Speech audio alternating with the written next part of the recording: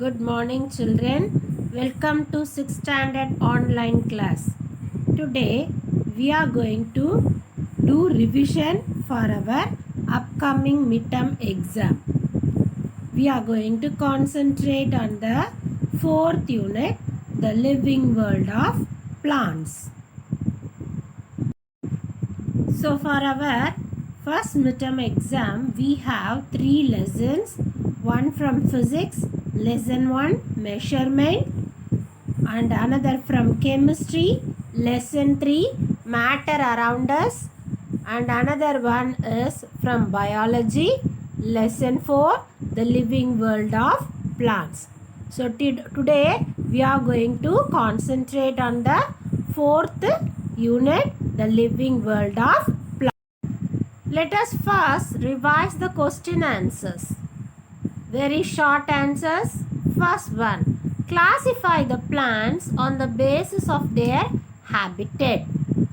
On the basis of the habitat. What is the answer?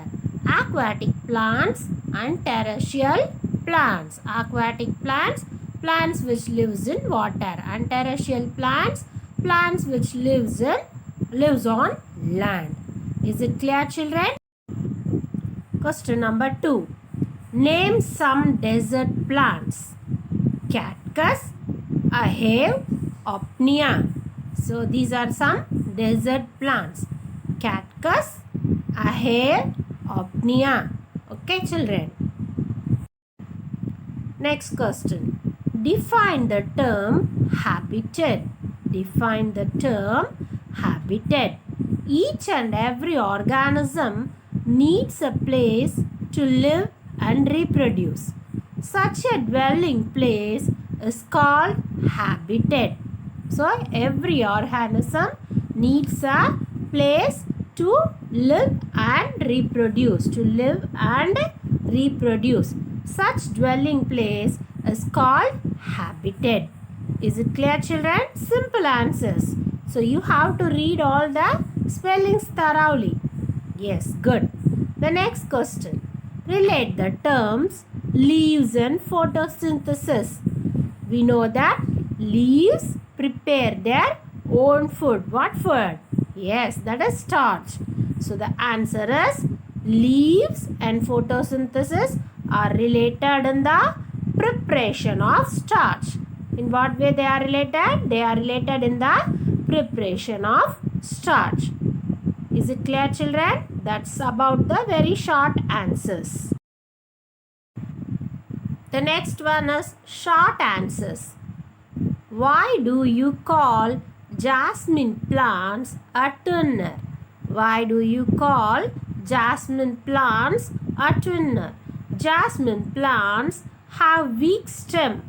They cannot stand on their own. They must climb on any support to survive. So they are called twinners. See, we know twinners, they don't have a strong stem. That is, they have weak stem. They cannot stand straight on their own. They must climb on any support to survive. These are the characters of twinners. Jasmine plants too have these characteristics. So, jasmine plant is called a twinner. I repeat the answer. Jasmine plants have weak stem. They cannot stand straight on their own. They must climb on any support to survive. So, they are called twinners. Okay, children? Now, the next question. Compare the taproot and fibrous roots. Taproot and fibrous root. Taproot. First, let us learn about the taproot system. Taproot system. Continuous growth of germinal root forms a single root, that is taproot. Do you remember? A main root will be there, isn't it? A main root will be there in the taproot system. From that main root, the small lateral roots arises, isn't it? So there is a continuous growth of germinal root. That is the germination part. The germination of the seed begins by that root. That's what it is called as germinal root. Do you understand? So that germinal roots, it turns into a single root, that is taproot. Is it clear, children? What about the fibrous root system?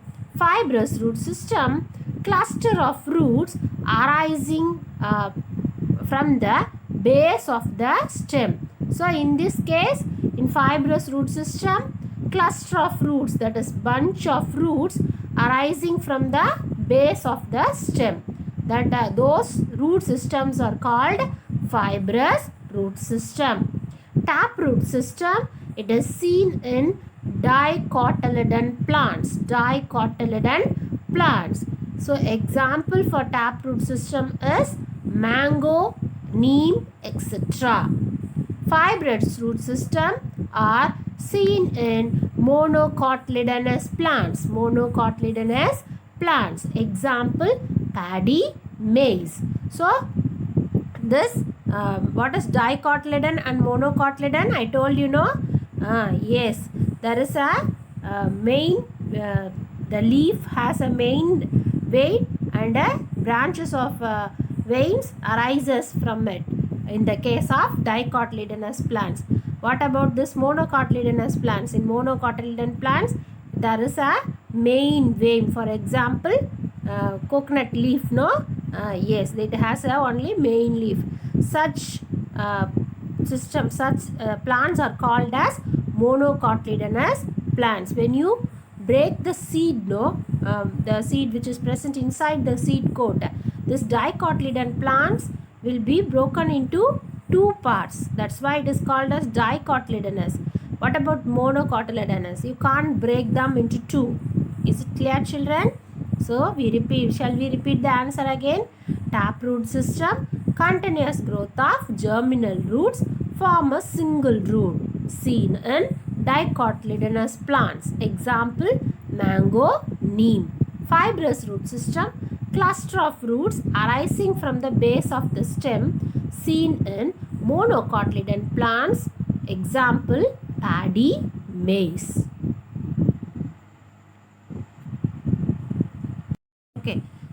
Okay, now the next question is distinguish between terrestrial and aquatic habitat. Terrestrial and aquatic habitat. Terrestrial habitat, it is seen permanently. So terrestrial habitat is always seen. Okay, it can be observed always and can be classified into forest, grasslands, desert. So we can classify the terrestrial habitats into forests, grasslands and deserts. And 28% of the habitat is terrestrial. So 28% of the habitat is terrestrial. We know that 3/4 of the earth is covered with water. That's why 28% of habitat is terrestrial. Coming to this aquatic habitat, permanently or occasionally seen. See, permanently some aquatic habitat may be it may be permanent one. For example, oceans. What about the other things like a pond and all? In summer times it dries up, isn't it? Rivers and pond dries up. So you can't say them they are permanent one. So aquatic habitats are either permanent or occasional one. Okay, and aquatic habitat can be classified into freshwater and marine water. Okay, I told you already what is marine. Marine means oceanic waters, and 70% of the habitat is aquatic. We know that 70% of Earth's surface is covered by water. So 70% of the habitat is aquatic. Is it clear, children? Okay, the final question of short answers is list out the plants present in your school garden. List out the plants present in your school garden. You can write whatever plants you know. Here some are listed: mango, coconut, neem, banana, ornamental plants. Ornamental plants in the sense decorative plants. Ornamental plants means what? Decorative plants. You can write whatever plants you know, but the spelling should be correct. Is it clear, children? Yes. Then comes the detailed answer. Make a list of functions of root and stem. Functions of root and stem. Functions of the root. What are the functions of the root? Fixes the plant to the soil. Absorbs water and minerals from the soil. Stores food in some plants like carrot and beetroot. We know that we know the functions of root. It fixes the plant to the soil, and also what it does, it absorbs all the water and minerals from the soil. And also in some plants like carrot and beetroot, no, they stores the food in the root. Okay, is it clear, children? Yes. Now the functions of the stem. The stem supports the branches, leaves, flowers and fruits. So then transports the water and minerals from roots to upper aerial part of the plants. Transport the prepared food from leaves to other parts through stem. Stores food as in the case of sugar cane. So this stem, what this stem does, it gives supports to all part of the plant except root. All part of the plant gets the support from this stem, and also it transport, the root absorbs the water. It is delivered to other parts of the plants through this stem alone. Water and minerals are transported to other parts only through this stems, and also transports the prepared food from leaves to other parts. The leaves are preparing the food, we know that very well, isn't it? Those prepared food is transported to other parts through this stem alone. Stems also stores food in plants like sugar cane. Is it okay, children? Yes. Okay, the next question. Study the given concept map. Connect them correcting by drawing arrow marks. Complete the maps by filling in the blanks. So here what is given? The first one is habitat. Habitat is given. In habitat can be classified into aquatic and terrestrial. So this terrestrial, that is land habitat, is again classified into three. What are they? Forest, desert, grassland. And what about this aquatic habitat? This aquatic habitat is classified into two types. One is fresh water and marine water. Then this fresh water, again it can be classified into rivers, lakes and ponds. Simple, isn't it? You have to remember the order. Is it clear, children? Yes. So we have revised all the question answers from lesson 4. Hope you have understood very well, children. Read the question answers carefully, and also I have attached the 1 marks of this lesson in PDF form. Go study them also very carefully. Write a test in all these portions.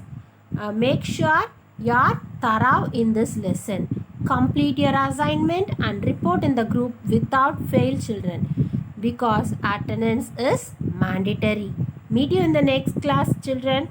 Stay home, stay safe, obey your parents, make your parents to get vaccinated.